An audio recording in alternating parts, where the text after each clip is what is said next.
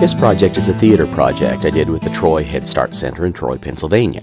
We wanted to make a theater with the kids, so we took them to the Keystone Theater in Towanda.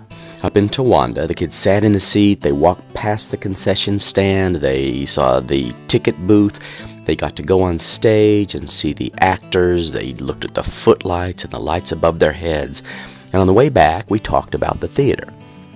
Then we designed our theater, one that would fit into the corner of the classroom. And I sketched it out, or did it in this little 3D program called SketchUp, and we designed it so that there would be some gross motor activities like pulling curtains. They could turn on and off lights with color-coded switches. We designed it so that the backdrops could be done over and over and over by kids, so they could draw them, they could paint them, they could add cardboard. We added a little bitty pull-down screen, actually a window shade from Walmart, one of the better screens you can buy, and that was for our movies, the in-house movies that we would create in the classroom. You can see up in the top of the stage, there's a little projector up there. Then we decided we were going to build the theater, and we made this a project for everybody, parents, kids, teachers, and myself. We measured, we counted, we carried, you can see we were incredibly strong. And we looked at it in terms of being a project that would bring parents into the classroom. The more time they spent, the more they'd understand that phenomenal learning environment. So we thought, well, this is differentiated learning for parents. Instead of having them come in and sit at a little table, we're going to give dads projects they love.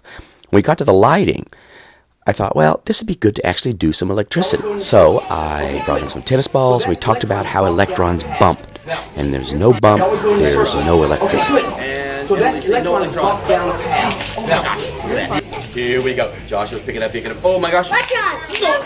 No electrons. Good. We'll do one more, Josh. And electrons. Laura Steele, who is an absolutely wonderful teacher right here, set up a static electricity lesson for the kids in between the time I was gone, or after I was gone.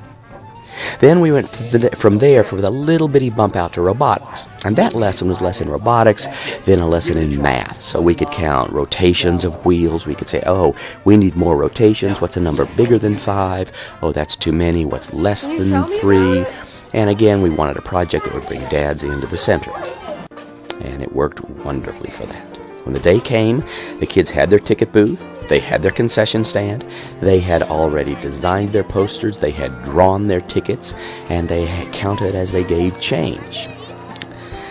And they put on their makeup, they did just what the actors had done, they put on their costumes, they looked in the mirror, as actors are wont to do, and they got into character. And the final performance was great. Now, if you look at this, you see the house is full of parents. We had a wonderful showing that day, and the kids did just a great job. A little girl, and they woke up in the morning, and the mommy said, "I know just." The backdrop was actually done by one of the parents in this case, and this is a tattoo artist, and he loved what he did. His child is still in the center today, and he still talks about how he did the background and what he'd add to it.